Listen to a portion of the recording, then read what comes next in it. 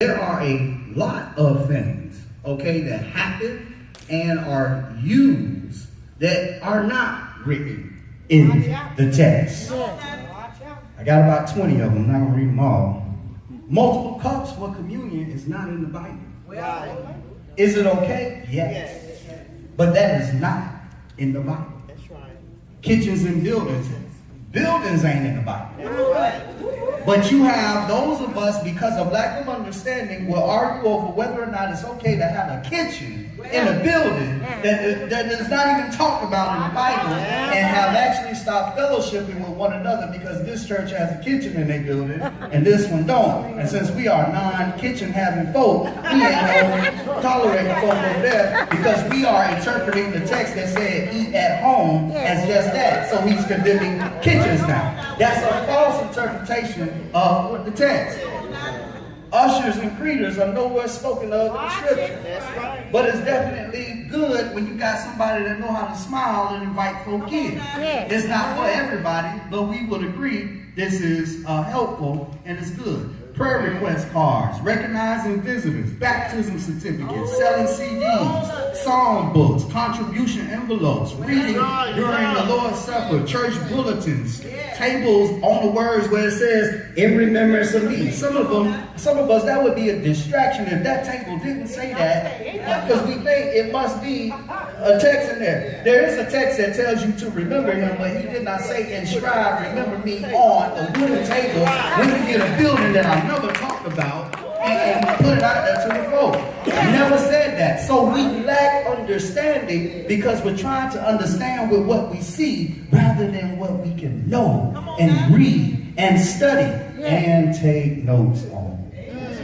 As I get ready to go into 1 Corinthians chapter 11, and I'm going to get into the Lord's Supper. And the reason I wanted to deal with the Lord's Supper, and this is probably going to turn into a series, is because I had a number of different things come to me lately, questions I would say, or understandings I have had the privilege to witness that indicate to me that we do not understand, or at least some, we do not understand the Lord's Supper.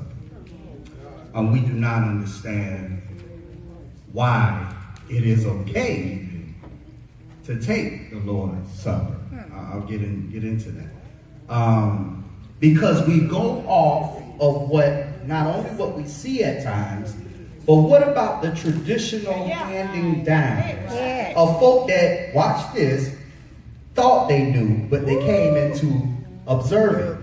And then they taught their children what they thought they knew because of what they observed.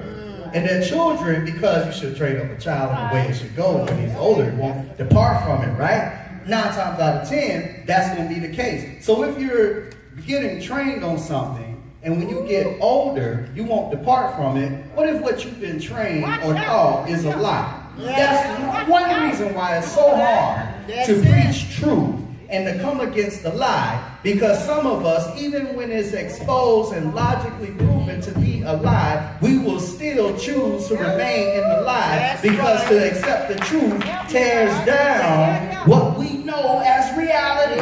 Who wants their very reality pulled out from under them? We say nobody, but I'm not that. I wouldn't be in that number. That's why I'm straight no chaser, because I wouldn't be in that number.